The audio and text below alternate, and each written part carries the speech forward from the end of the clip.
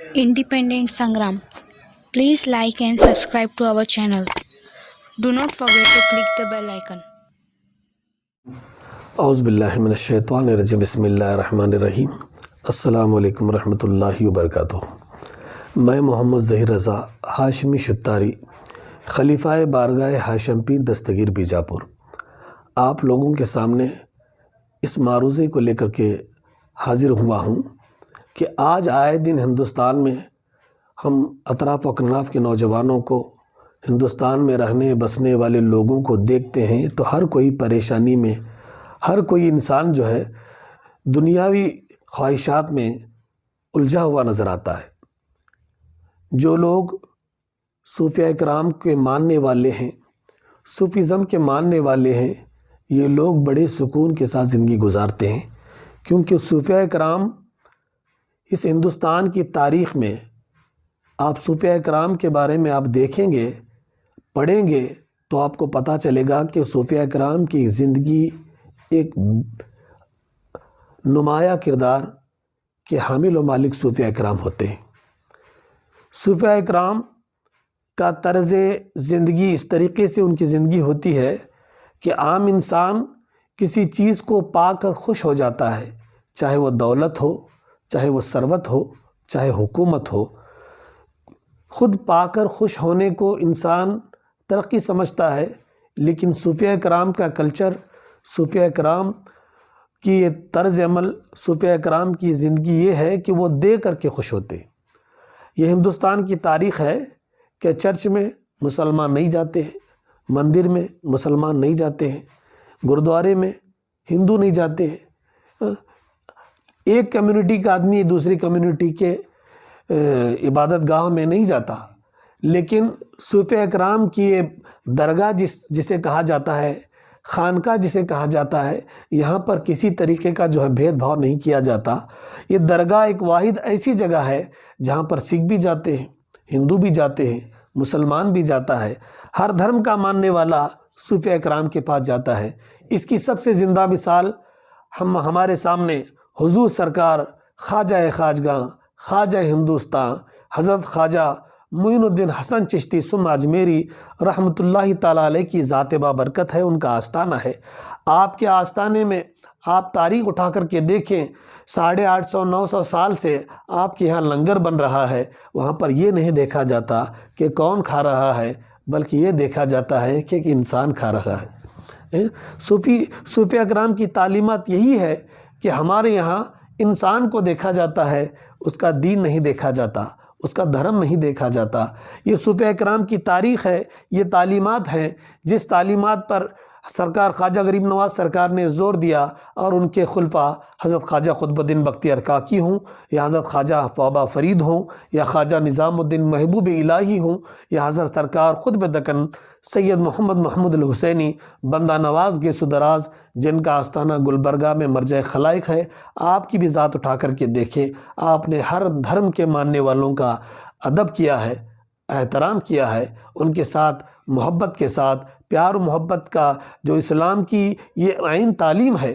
اللہ کے رسول سے پوچھا گیا کہ سب سے بہتر مسلمان، سب سے بہتر مومن کون ہے؟ تو اللہ کے رسول صلی اللہ علیہ وسلم ارشاد فرماتے ہیں، تم میں سے بہتر وہی شخص ہے جس کی زبان سے کچھ دوسرے کو تکلیف نہ پہنچے، جس کے ہاتھ سے دوسرے کو تکلیف نہ پہنچے۔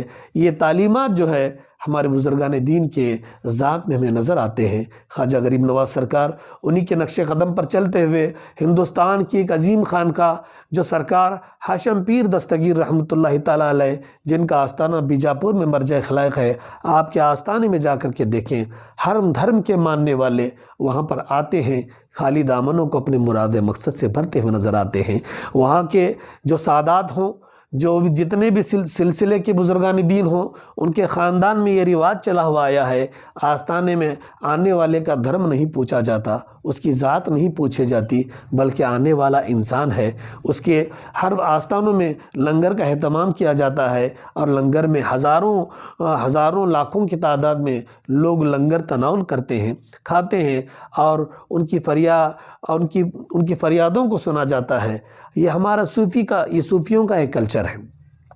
آپ ہندوستان کی تاریخ میں دیکھیں کہ ہر طرف جہاں پر آپ کو ایک مٹھ نظر آئے گا وہاں پر ایک خانقاہ ضرور نظر آئے گی، جہاں پر ایک آستانہ نظر آئے گا اسی کے قریب میں کہیں نہ کہیں ایک مٹھ نظر آئے گا، لیکن یہ خانقاہ والوں میں، مٹھ والوں میں کبھی کسی طریقے کا تناؤ نہیں نظر آئے گا۔ یہ خانقاہوں کی یہ تعلیمات ہیں۔ ہمارے یہاں خانقاہ میں توڑنے کا کام نہیں بلکہ دل کو دل سے جوڑنے کا کام کیا جاتا ہے۔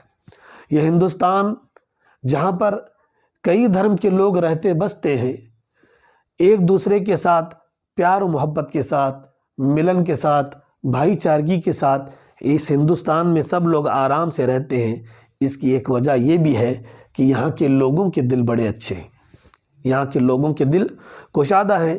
کیوں نہ ہو جن پر محنت حضرت سرکار خواجہ غریب نواز چشتی، سرکار خواجہ بندہ نواز گیسودراج چشتی، جگت گرو حضرت سرکار خواجہ امین الدین علی اعلیٰ، معشوق ربانی سر کے بزرگان دین نے یہاں پر خدمتیں کی ہے۔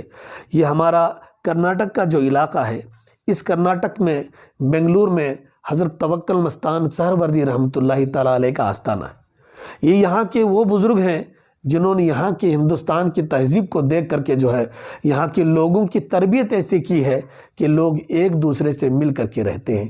ہمارے یہاں پر ہلگر شریف، شگاؤں تعلق میں ہلگر شریف، جہاں پر جگت گرو حضرت سرکار حضرت حسینی المعروف حضرت شاہ قادری کا آستانہ ہے۔ آپ کو لوگ، ہندو مذہب کے لوگ آپ کو قادر لنگا کے نام سے جانتے ہیں، لیکن مسلمان آپ کو حضرت شاہ قادری کہتے ہیں۔ ہر دھرم کا ماننے والا جو ہے حضرت شاہ قادری کو چاہتا ہے، کیونکہ حضرت شاہ قادری سرکار جو ہے نواب کے زمانے سے لے کر کے آج تک حضرت شاہ قادری کے دربار سے ایک محبت کا پیغام ہندوستان کو پہنچا ہے۔ ہر دھرم کے ماننے والوں کو حضرت شاہ قادری کے بارگاہ سے جو ہے محبت کا پیغام پہنچا ہے۔ آپ ہلگر سے قریب میں ایک جگہ ہے جسے ششناڑ کہتے ہیں، جہاں پر ایک بہت ہی عظیم، جسے لوگ ششناڑ شریف صاحب کے نام سے یاد کرتے ہیں۔ آپ دیکھیں کہ ششناڑ شریف صاحب بھی جو ہے حضرت شاہ قادری کے بارگاہ میں جایا کرتے تھے، حضرت شاہ قادری کے دربار سے وابستہ رہتے تھے، لیکن حضرت شاہ قادری سرکار کی یہ تعلیمات ہیں۔ آپ نے تا دم حیات جو ہے آپ ہمیشہ لوگوں کی خدمت کیا کرتے تھے۔ حضرت شاہ قادری سرکار کی زندگی کا یہ معمول تھا کہ آپ جب بھی بیٹھتے، کھانا بعد میں کھاتے، پہلے بھوکے کو کھانا کھلاتے، پانی بعد میں نوش فرماتے، اگر کوئی پیاسا نظر آتا تو اسے پانی پلاتے۔ ہمارے صوفی کلچر میں حضرت رابعہ بصریہ کا ایک نام ہر صوفی لیتا ہے۔ حضرت رابعہ بصریہ سے کسی نے پوچھا، اے رابعہ، تمہاری زندگی کا حال کیسے ہے؟ تمہاری زندگی کے معاملات کیسے چلتے ہیں؟ تو حضرت رابعہ بصریہ جو صوفیہ ہیں کہتی ہیں کہ لوگ اگر کچھ ملتا ہے تو پانے کے بعد خوش ہوتے ہیں، اگر مجھے کچھ ملے میں دے کر کے خوش ہوتی ہوں۔ دوسرے کو خوش کرنے کا نام صوفیزم ہے، دوسرے کو خوش کرنے کا نام صوفیزم ہے، دوسرے کی خوشی میں خوش ہونے کا نام صوفیزم ہے، ٹوٹے ہوئے دلوں کو جوڑنے کا نام صوفیزم ہے۔ یہ صوفیزم کی عین تعلیمات ہیں۔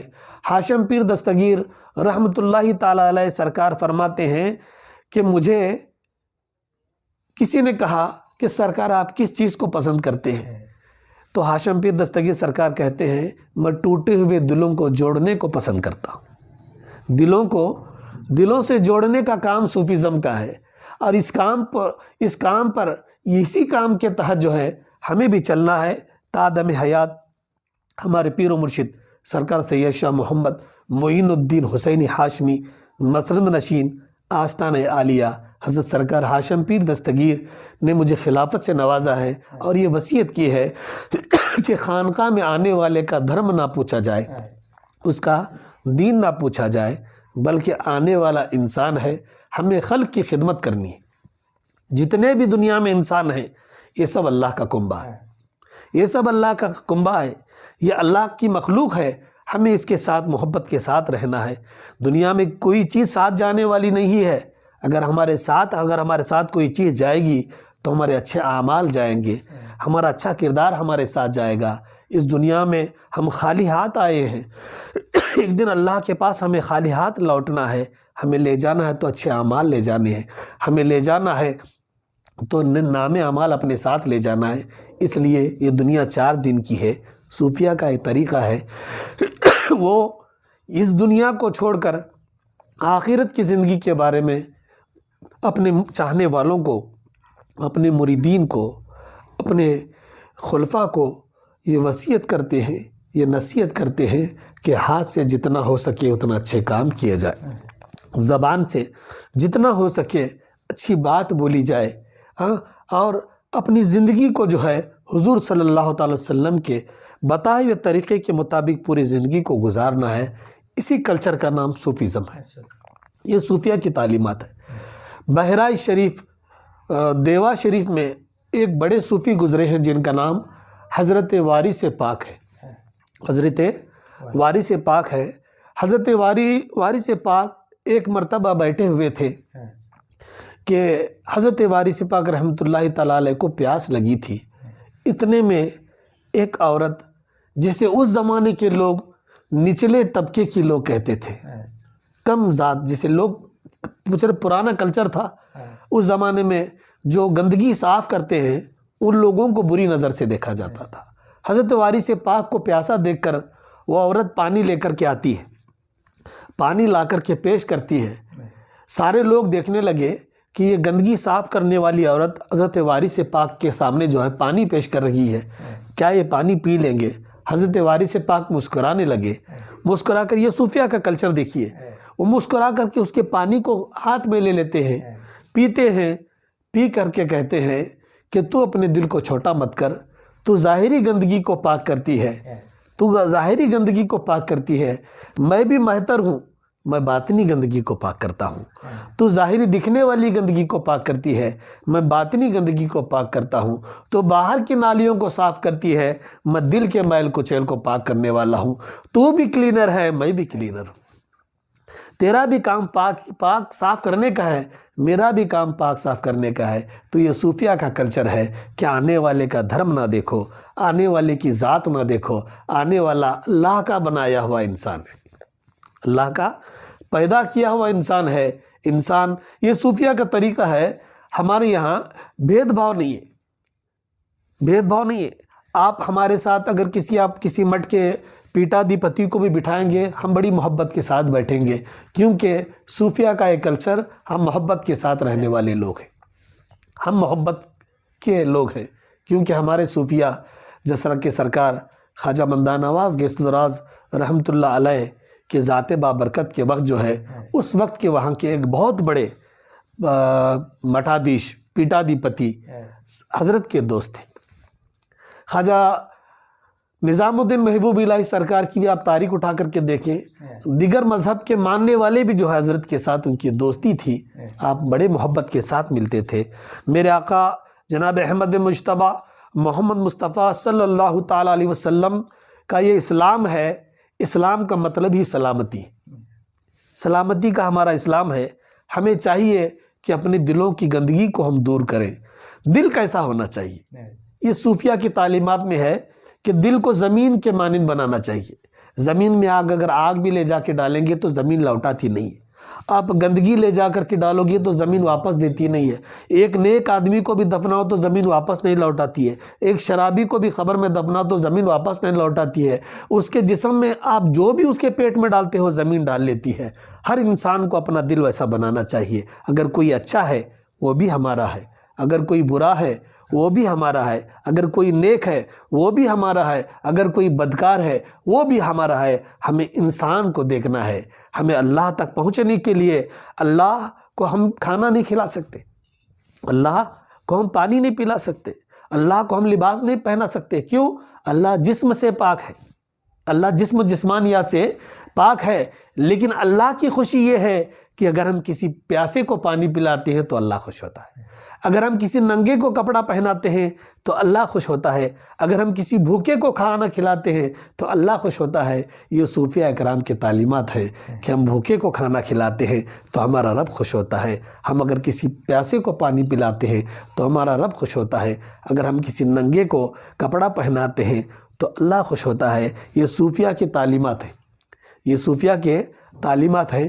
جہاں مسجد بنانے کو عبادت کا کام سمجھتے ہیں، وہی یہ صوفیہ کا طریقہ ہے کہ ہم کسی غریب کے جھوپڑے پر چھت ڈالنے میں بھی بڑی خوشی محسوس کرتے ہیں۔ اگر ہم مسجد کے چھت میں مدد کرتے ہیں تو اللہ خوش ہوتا ہے، وہی کسی غریب کو ہم گھر بنا کر کے دیں گے تو غریب خوش ہوگا تو اللہ خوش ہوگا۔ اگر یہ عام دھرموں میں ہے کہ بھگوان کو بھوگ لگایا جاتا ہے، جہاں ہم بھگوان کو دوسرے دھرم کے لوگ بھوگ لگا کر کے خوش ہوتے ہیں، وہی کسی غریب کو اگر کھلائیں گے تو بھگوان خوش ہوگا، اللہ خوش ہوگا۔ یہ تعلیمات ہمارے صوفیہ کرام کے ہیں، اسی کو صوفیزم کہتے ہیں۔ اسلام کو اگر آپ آسانی سے سمجھنا چاہیں تو محبت کے پیغام کو عام کرنے کا نام صوفیزم ہے۔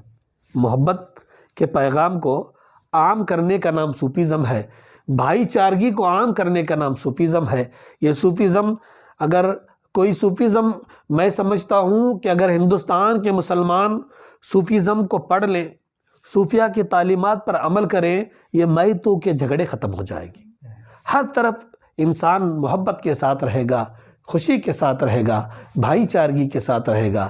میں صوفیہ کرام کی یہ تعلیمات ہیں کہ جب تک وہ روئے زمین پر زندہ رہے، جوڑنے کا کام کرتے رہے، لیکن آج وہ قبر کے اندر ہیں، آج بھی ان کے قبروں سے، آج بھی ان کے آستانوں سے، آج بھی ان کے درگاہوں سے یہی محبت کا پیغام جا رہا ہے کہ ان کا عرس جب آتا ہے، عرس کا جب میلہ لگتا ہے، لاکھوں کی تعداد میں، ہزاروں کی تعداد میں ہر دھرم کے ماننے والے وہاں پر پھول چادر پیش کرتے ہیں، بزرگوں کے بارگاہ میں حاضری پیش کرتے ہیں۔ جب ان سے پوچھا جاتا ہے کہ تم یہاں پر کیوں آئے ہو تو وہ کہتے ہیں کہ ہمیں خواجہ نے بلایا ہے، ہمیں بندہ نواز نے بلایا ہے، ہمیں ہاشم پیر دستگیر نے بلایا ہے، ہمیں حضرت شاہ قادری نے بلایا ہے، ہمیں مومن بادشاہ قادری بغدادی نے بلایا ہے، ہمیں حضرت سرکار خواجہ خواجگاں خواجہ ہندوستان غریب نواز نے بلایا ہے۔ یہی بات ہر انسان کے زبان پر ہمیں سنائی دیتی ہے۔ اللہ کے بارگاہ میں دعا کرتا ہوں کہ ہمیں بزرگان دین کے یہ صوفی کلچر جو ہے، اس کلچر کو عام کرنے کی سخت ضرورت ہے، تاکہ ہمارے ہندوستان میں جو ہے، ہمارے ہندوستان کے اندر جو ہے سکھ و شانتی کا ماحول بنا رہے۔ یہ ہندوستان جو گنگا جمنی تہذیب کے ماننے والے یہاں پر لوگ رہتے ہیں، ہندوستان کی تہذیب گنگا جمنی تہذیب ہے۔ آپ کسی بھی ندی کے کنارے پر جا کر کے دیکھیں، آپ کو ایک بزرگ کا آستانہ ملے گا، وہیں پر ایک مٹھ نظر آئے گا۔ یہ ہندوستان جہاں پر اللہ اکبر کی صدائیں آپ کو سنائی دیں گی، وہیں آپ کو کہیں نہ کہیں جو ہے ایک مندر ضرور نظر آئے گی، کہیں نہ کہیں ایک سکھوں کا گردوارہ ضرور نظر آئے گا، وہیں آس پاس میں کہیں ایک چرچ ضرور نظر آئے گا۔ لیکن یہاں کے لوگوں کا ایک کلچر، یہاں کے لوگوں کی یہ تہذیب ہے کہ کسی کو کسی سے کوئی تکلیف نہیں۔ ایک مسلمان ہے، اس کے گھر کے بازو میں ایک ہندو کا گھر ہے، لیکن جب تہوار کا موقع آتا ہے ایک دوسرے کے ساتھ محبت کے ساتھ رہتے ہیں۔ رمضان کا موقع آتا ہے، ہندو مسلمان کے گھر میں جا کر کے شیرنی شیرخورما نوش کرتا ہوا نظر آتا ہے۔ جب دیوالی آتی ہے تو ہم مسلمان ہندوؤں کے گھر جا کر کے جو ہے مٹھائی کھاتا ہوا ہمیں نظر آتا ہے۔ یہ کلچر ماحول بنانے والے ہمارے صوفیہ کرام، انہوں نے ہمیں ایسا ماحول دیا ہے کہ ہم اس ماحول میں خوش ہیں، اس ماحول میں ہم خوش ہیں، کیونکہ یہ ماحول ہمارے صوفیہ کرام نے ہمیں سکھایا ہے۔ اور جب ہم ہندوستان کا سویدھان پڑھتے ہیں، سویدھان جب پڑھتے ہیں تو ہم اپنے سویدھان پہ گرو کرتے ہیں، کیونکہ ہمارا سویدھان ایک دوسرے کے ساتھ مل کر رہنے کے لیے ہمارے لیے جو راہیں فراہم کیا ہوا ہے، اس کے لیے ہم خوش ہیں۔ ہم ہندوستان سے خوش ہیں، ہندوستان کے سویدھان سے خوش ہیں، کیونکہ ہمارا سویدھان یہی کہتا ہے کہ ایک دوسرے کے ساتھ محبت کے ساتھ رہیں۔ مذہب نہیں سکھاتا آپس میں بیر رکھنا، ہندی ہے ہم وطن ہے ہندوستان ہمارا۔ یہ ترانہ ہمارے زبان پر ہے۔ ہم گرو سے کہتے ہیں کہ ہم ہندوستانی۔ وہ اور ہوں گے جو اپنے دیش پر گرو کرتے ہوں گے، ہم ہندوستانی خواجہ غریب نواز سرکار کے ماننے والے، بندہ نواز گیسو دراز کے ماننے والے، حضرت سرکار خواجہ امین الدین علی اللہ کے ماننے والے، حضرت سرکار ہاشم پیر دستگیر کے ماننے والے۔ ہم اپنے بزرگوں پہ ناز کرتے ہیں، ہم اپنے دیش پہ ناز کرتے ہیں، ہمارے دیش کے سویدھان پہ ناز کرتے ہیں، کیونکہ ہمارا ہندوستان ایسا ہندوستان ہے، ایک چمن کے مانند ہے، جہاں پر ایک طرف خواجہ غریب نواز ہیں، ایک طرف خواجہ بندہ نواز کے سدراز ہے، ایک طرف حضرت سرکار خود بے زبان حضرت سرکار شریف المدنی جن کا آستانہ اڑلال شریف کی سرزمین پر ہے۔ یہ دیکھیں آپ، ہندوستان میں ہر اسٹیٹ میں ایک ایک بزرگان دین سے کا آستانہ ہے، اور ہم تمام ہر آستانے سے یہی پیغام دیا جاتا ہے کہ مذہب نہیں سکھاتا آپس میں بیر رکھنا، ہندی ہے ہم وطن گئے ہندوستان ہمارا۔ ہر آستانے میں جو ہے عرس ہوتا ہے، عرس میں لنگر ہوتا ہے، ہر دھرم کے ماننے والے وہاں پر آتے ہیں، ایک ساتھ بیٹھ کر کے کھاتے ہیں، اور محبت کے ساتھ جو ہے اللہ والوں کی چوکھٹوں کو سلام کرتے ہوئے اپنے اپنے وطنوں کی طرف جاتے ہیں۔ آج آپ کسی بھی عرس میں جا کر کے دیکھیں، ہر عرس میں ہر ہندوستان کے رہنے بسنے والے شہری کے لیے دعائیں کی جاتی ہیں کہ ہمارا ہندوستان سلامت رہے، ہندوستان میں رہنے والے ہر دھرم کا ماننے والا سکھ و شانتی کے ساتھ رہے۔ دیش کی ترقی کے لیے دعائیں کی جاتی ہیں، اپنے ملک کی ترقی کے لیے ہر آستانے میں دعائیں کی جاتی ہیں۔ یہ صوفیاء کرام کا طریقہ ہے کہ بندہ نواز کے سدراز سرکار کے تعلق سے اورنگزیب عالمگیر نے کہا تھا، نیست کعبہ در دکن جز درگاہ گیسو دراز، بادشاہ دین و دنیا تا ابد بندہ نواز۔ اس کا سادہ سیدھا مطلب یہ ہے کہ بندہ نواز کے سدراز ایسے بادشاہ ہیں جو دنیا میں بھی بادشاہ ہیں اور آخرت میں بھی بادشاہ ہیں، دین کے بھی بادشاہ ہیں، دنیا کے بھی بادشاہ ہیں، کیونکہ بادشاہ اس شخص کو کہا جاتا ہے جس کے پاس رعایا آئے، جس کے پاس لوگ آئیں، اپنی تکلیفوں کو سنائیں اور اس کی تکلیف کو دور کرنے کا کچھ اپائے جو ہے بادشاہ بتائے۔ لیکن بندہ نواز کے سدراز 700 سال سے آپ کی چوکھٹ پر لوگ پہنچتے ہیں، بندہ نواز سرکار کے بارگاہ میں اپنے دلوں کا حال پیش کرتے ہیں، لیکن اللہ کے بارگاہ سے جو ہے ان کو عطا کیا جاتا ہے اور وہ خوشی خوشی اپنے گھروں کی طرف لوٹتے ہیں۔ غریب نواز سرکار کے آستانے پر ہر دھرم کا ماننے والا پوری دنیا سے لوگ پہنچتے ہیں، پوری دنیا سے لوگ غریب نواز کے چوکھٹ پر پہنچتے ہیں، روتے ہوئے پہنچتے ہیں، بلبلاتے ہوئے پہنچتے ہیں، لیکن خواجہ کی چوکھٹ کو دیکھ کر کے خوش ہو جاتے ہیں، کہتے ہیں کہ خواجہ کا آستانہ ایسا آستانہ ہے جہاں پر ہر دھرم کا ماننے والا پہنچتا ہے، ہر دھرم کا فالوور، ہر دھرم پر چلنے والا، ہر دھرم کا آدمی بلا تفریق مذہب و ملت کے خواجہ کی چوکھٹ سے پہنچ کر خواجہ کا فیض حاصل کر کے خوشی خوشی کے ساتھ اپنے گھر کی طرف لوٹتا ہوا نظر آتا ہے۔ ہمیں خواجہ کے نقش قدم پہ چلنا ہے، ہمیں بندہ نواز کے نقش قدم پہ چلنا ہے، ہمیں ہاشم پیر کے نقش قدم پہ چلنا ہے، ہمیں حضرت شاہ قادری کے نقش قدم پہ چلنا ہے، ہمیں حضرت شاہ ولی اللہ شاہ قادری کے نقش قدم پہ چلنا ہے۔ ہمیں اس دکن میں جتنے بھی اولیاء اللہ ہیں، ابو الحسن قادری سرکار ہوں، یہ حضرت سرکار ابو الحسن قادری جن کا آستانہ بیجاپور میں، آپ دیکھو صوفیہ کی تعلیمات کیسی ہوتی ہے۔ آپ ایک بزرگ کے پاس پڑھنے کے لیے جاتے تھے، ایک کتاب کی ضرورت آپ کو پڑی، آپ نے اس بزرگ سے کہا سرکار یہ کتاب میں پڑھنے کے لیے لے جانا چاہتا ہوں، تو حضرت نے کہا کہ بخوشی آپ یہ کتاب لے جاؤ۔ لیکن جب وہ کتاب لے کر کے جاتے ہیں اس میں ایک چونٹی آ گئی، ایک چونٹی جسے لوگ مونگی کہتے ہیں یا چونٹی کہتے ہیں، کنڑ میں جسے اروی کہتے ہیں، ہاں وہ چھوٹی سی چونٹی جو ہے اس کتاب میں آ گئی۔ وہ جب لے کر کے چلے گئے، کتاب کو جب کھولا تو دیکھا کہ اس کے اندر ایک چونٹی ہے، تو انہوں نے کہا اس کو میں اس گاؤں سے اس گاؤں لے کر کے آیا ہوں، یہ کتاب میں میرے آئی ہے۔ جتنے دن انہوں نے کتاب اپنے پاس رکھی، ایک چھوٹے سے ڈبے میں اس چونٹی کو رکھا، اس میں پانی تھوڑا سا رکھا، اس میں گڑ ڈال کر کے رکھا، جتنے دن تک آپ کو وہاں رہنا تھا۔ پھر پلٹ کر کے جب آئے، جن کو کتاب واپس دینا تھا اس بزرگ کے پاس، غالباً ان کا نام حضرت سرکار سید قاسم قادری ہے، ان کو جب کتاب واپس لوٹاتے ہیں تو کہتے ہیں یہ آپ کی کتاب ہے، لیکن آپ کی کتاب میں ایک چونٹی اللہ کی مخلوق آئی تھی، اسے بھی میں آپ کو لوٹا رہا ہوں۔ تو صوفیہ کی تعلیمات دیکھو، انسانوں کو تکلیف دینا تو دور، ایک چھوٹے سے جانور کو بھی، چھوٹی سی مخلوق چونٹی کو بھی تکلیف دینا ان کو پسند نہیں ہے، اس کے بھی پیاس کا خیال، اس کے بھی بھوک کا خیال صوفیاء اکرام کرتے ہیں۔ حضرت ہاشم پیر دستگیر رحمۃ اللہ تعالیٰ علیہ کا ایک واقعہ آپ کو بتاتا ہوا چلوں۔ ہاشم پیر دستگیر سرکار کو ایک مرید جو ہے چاہنے والا کہتا ہے کہ آپ میرے گھر چلیں۔ ایک واقعہ بڑا طویل ہے، مختصر کہتا ہوا چلوں۔ ہاشم پیر دستگیر سرکار اس کے گھر جانے کے لیے جب نکلے تو بیل گاڑی لے کر کے آیا، بیل گاڑی میں جب وہ شخص آتا ہے، وہ ہاشم پیر دستگیر سرکار جو ہے بیل گاڑی میں سوار ہو جاتے ہیں. وہ بیل جو ہے عمر والا تھا، بوڑھا بیل تھا، آہستہ آہستہ چلنے لگا. تو یہ بیل کا جو چلانے والا تھا وہ بیل کو مارنے لگا. بیل کو مارنے لگا. وہ جیسے ہی مارتا تھا ہاشم پیر دستگیر یہ کہتے تھے کہ اسے مت مار، اسے تکلیف مت دے. تو بیل جو جسے بیلبان کہتے ہیں، بیل گاڑی چلانے والا کہتا ہے میں اسے مارتا ہوں تو آپ کو کیا پرابلم ہے، آپ کو کیا تکلیف ہوتی ہے؟ ہاشم پیر دستگیر کہتے ہیں تم اسے مار رہا ہے لیکن تکلیف مجھے ہو رہی. تو بیل کو مار رہا ہے لیکن اس کے مار کا اثر جو ہے میرے جسم پر ہو رہا ہے.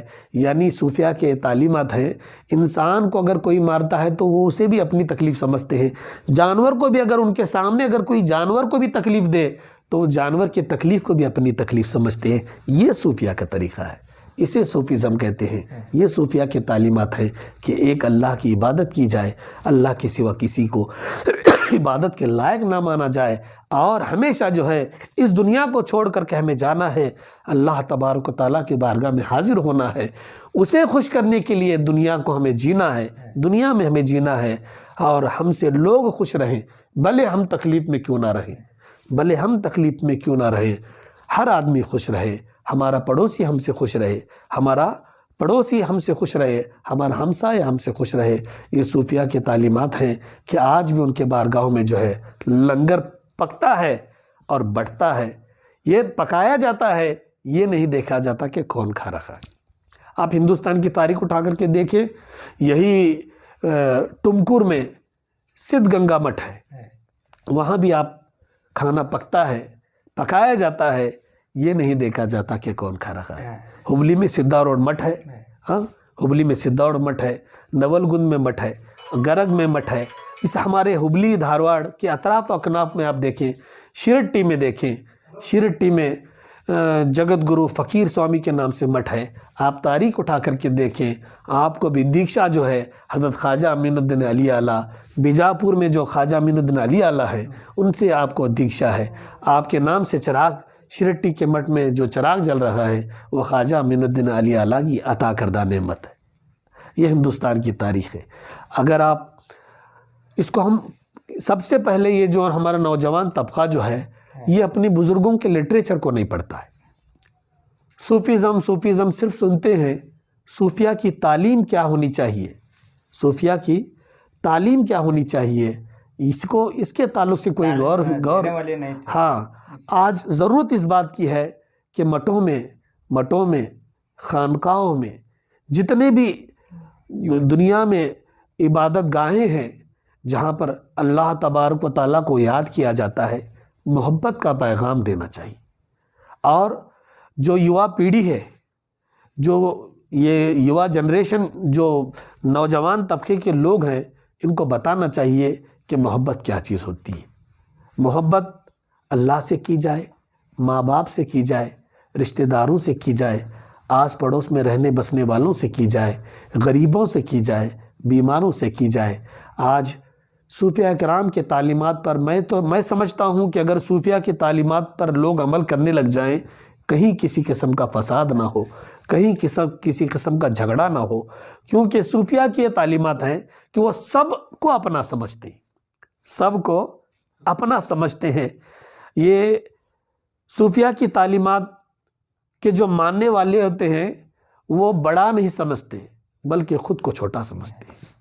یہ صوفیہ کی تعلیمات ہے. اگر میں بڑا سمجھوں گا تو جھکنا، خود کو جھکانا میں پسند نہیں کروں گا. ہمارے صوفیہ کی تعلیمات ہیں کہ سامنے والے کو بڑا ہم سمجھتے ہیں، ہم خود کو اس سے چھوٹا سمجھتے ہیں، خود کو اس سے چھوٹا سمجھتے ہیں. اور ہمارے یہاں خلق کی خدمت پر توجہ دی جاتی ہے، خلق کی خدمت، کیونکہ خلق کی خدمت سے خدا خوش ہوتا ہے. خدا کیسے ملتا ہے؟ کسی نے پوچھا اللہ کو پانے کا راستہ کیا ہے، خدا کو پانے کا راستہ کیا ہے؟ تو صوفیہ کرام کی تعلیمات یہ بتاتی ہیں خلق کی خدمت سے خدا ملتا ہے، خلق کی خدمت سے خدا ملتا ہے. اگر ہمیں خدا کو پانا ہے تو خلق کی خدمت کرنا ہے، خلق کی خدمت کرنا ہے. اس کا دھرم نہیں دیکھنا ہے، اس کی ذات نہیں دیکھنا ہے، کالے گورے میں فرق نہیں کرنا ہے، کالے گورے میں فرق نہیں کرنا ہے، امیر غریب میں فرق نہیں کرنا ہے، بلکہ یہ سمجھنا ہے کہ یہ اللہ کی مخلوق ہے۔ اسی لیے کہتے ہیں کرو مہربانی تم اہل زمیں پر، کرو مہربانی تم اہل زمیں پر، خدا مہرباں ہوگا عرش بری پر۔ اگر ہم دنیا میں اللہ کی مخلوق پر رحم کریں گے تو عرش بری پر اللہ تبارک تعالیٰ قیامت کے دن ہم پر رحم کرے گا۔ اس تعلیمات کو لے کر کے میں محمد ظہیر رضا ہاشمی شتائی خلیفہ بارگاہ سرکار خطب دکن سیدنا و مرشدنا ہاشم پیر دستگیر بیجاپور آپ کے بارگاہ میں حاضر ہوا ہوں۔ ایک پیغام دینا چاہتا ہوں کہ صوفیہ کرام کی تعلیمات کو پڑھو۔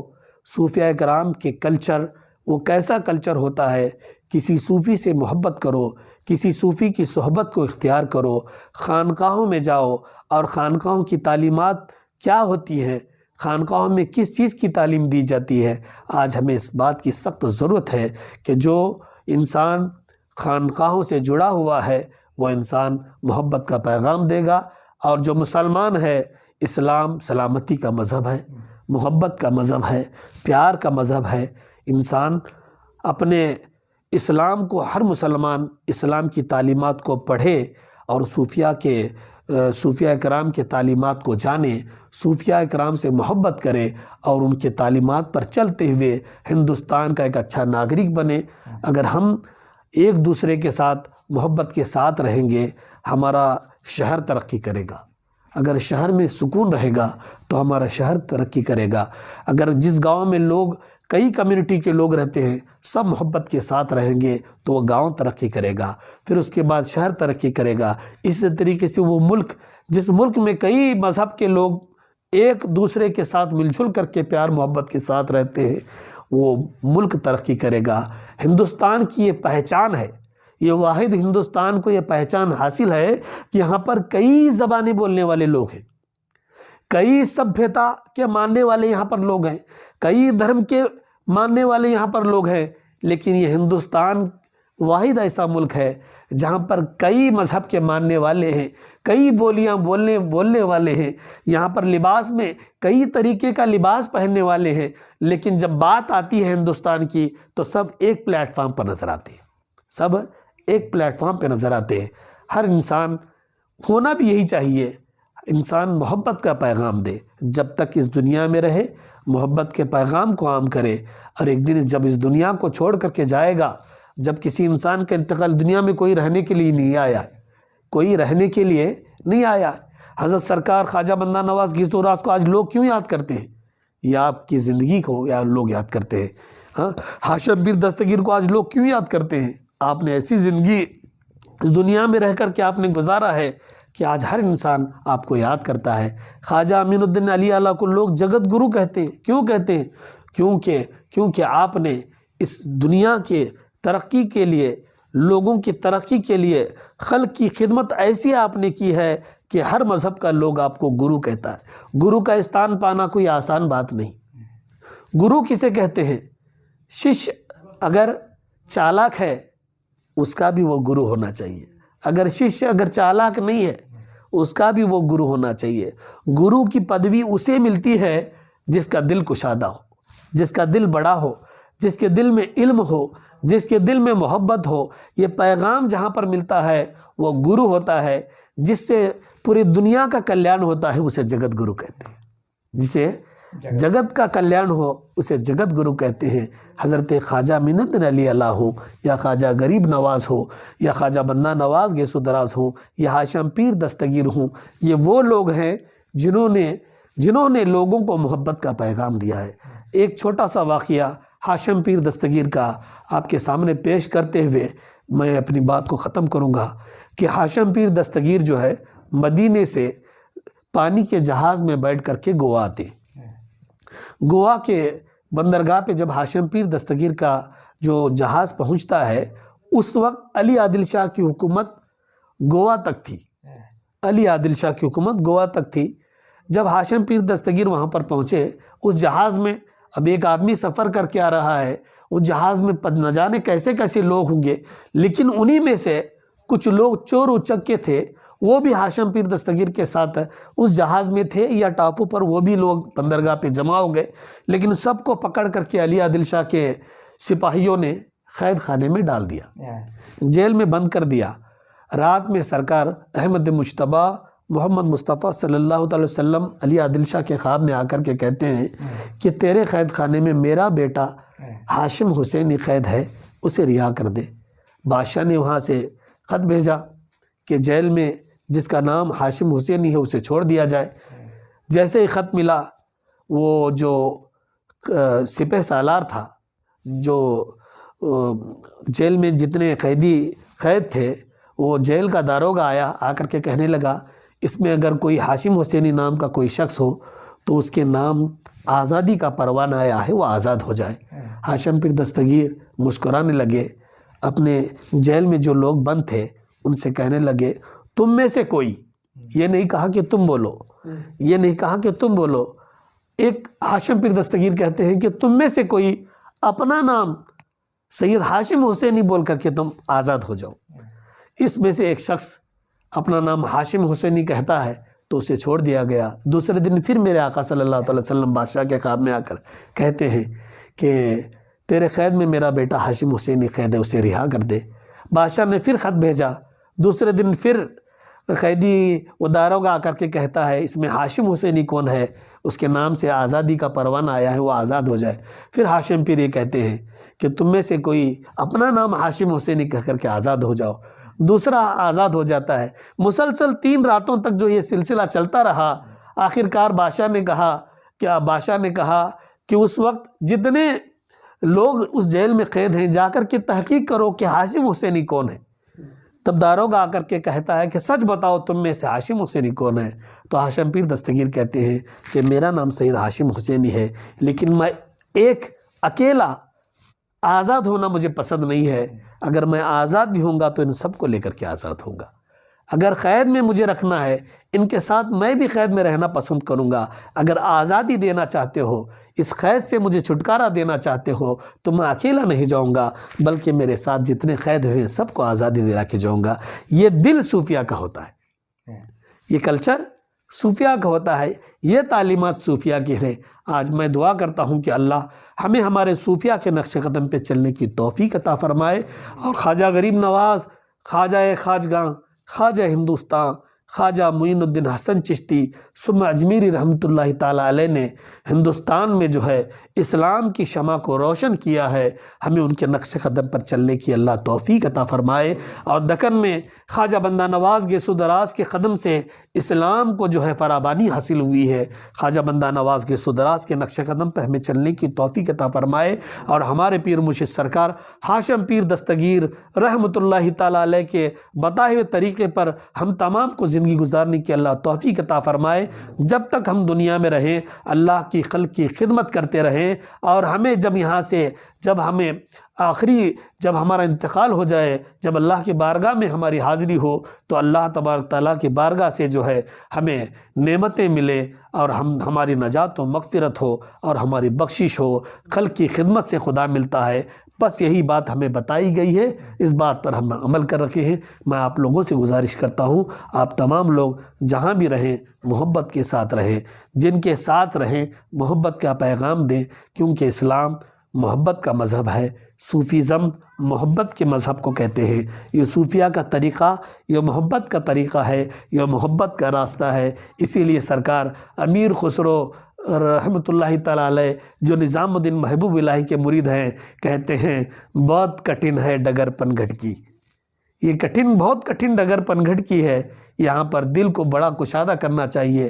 یہ محبت کا راستہ ہے، یہاں محبت کے ساتھ اگر کوئی ایک گال پہ کوئی تھپڑ رسید کرتا ہے تو دوسرا گال ہمیں دینا ہے، اگر کوئی ہمیں گالی دیتا ہے تو اس کے حق میں ہمیں دعائیں دینا ہے، کوئی ہمارے راستے میں کانٹے بچھاتا ہے ہمیں اس کے راستوں میں پھول بچھانے ہیں۔ یہ طریقہ، یہ راستہ صوفیہ کرام کا ہے۔ بس میرے چند باتیں آپ لوگوں کے گوشے گزار کرنا تھا، میں نے کر دیے۔ اللہ ہم تمام کو اور ایک اور نیک بنا کر کے رکھے، جب تک رکھے عزت کے ساتھ رکھے، جب ہمارا خاتمہ، جب اس دنیا سے جب ہمارا آخری وقت آئے ہمیں ایمان سے اللہ تبارک تعالیٰ اٹھائے۔ وما علینا الا البلاغ المبین۔ الہی تابوت خورشید و ماہی چراغ چشتیارہ روشنائی، بغیر داب و بلا افتادہ کشتی، ضعیفانوں شکست رات پشتی، بحق کے خواجہ عثمان ہاروں، مدد کن یا معین الدین چشتی، مدد کن یا معین الدین چشتی۔ السلام علیکم رحمۃ اللہ وبرکاتہ۔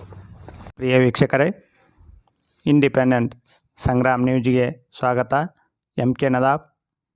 ಇಲ್ಲಿವರೆಗೆ ಕರ್ನಾಟಕದ ಸೊಫಿಸಮ್ ಹಾಗೂ ಭಾರತದಲ್ಲಿ ಸೊಫಿಸಮ್ ಅಂದರೇನು, ಅದರ ಮಹತ್ವವನ್ನು ಸವಿಸ್ತಾರವಾಗಿ ಇಲ್ಲಿವರೆಗೆ ತಮ್ಮ ಅಮೂಲ್ಯವಾದ ಸಮಯವನ್ನು ನಮ್ಮ ಇಂಡಿಪೆಂಡೆಂಟ್ ಸಂಗ್ರಾಮ್ ನ್ಯೂಸ್ಗೆ ಸಂದರ್ಶನ ನೀಡಿದ್ದಕ್ಕಾಗಿ ಅವರಿಗೆ ಧನ್ಯವಾದಗಳು.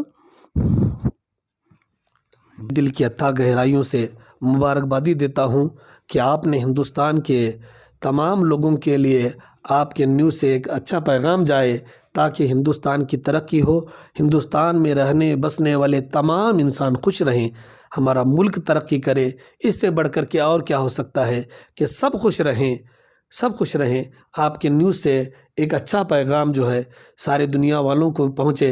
मैं दुआ करता हूँ कि अल्लाह तबारक ताला हमारी इस खिदमत को अपने बारगाह में कबूल फरमाए और जो है हम तमाम को एक दूसरे की इज़्ज़त की तौफ़ीक अता फ़रमाए और उसकी इबादत करने की तौफ़ीक अता फ़रमाए और मोहब्बत का पैगाम एक दूसरे को पहुँचाने की हमें तौफ़ीक अता फ़रमाए।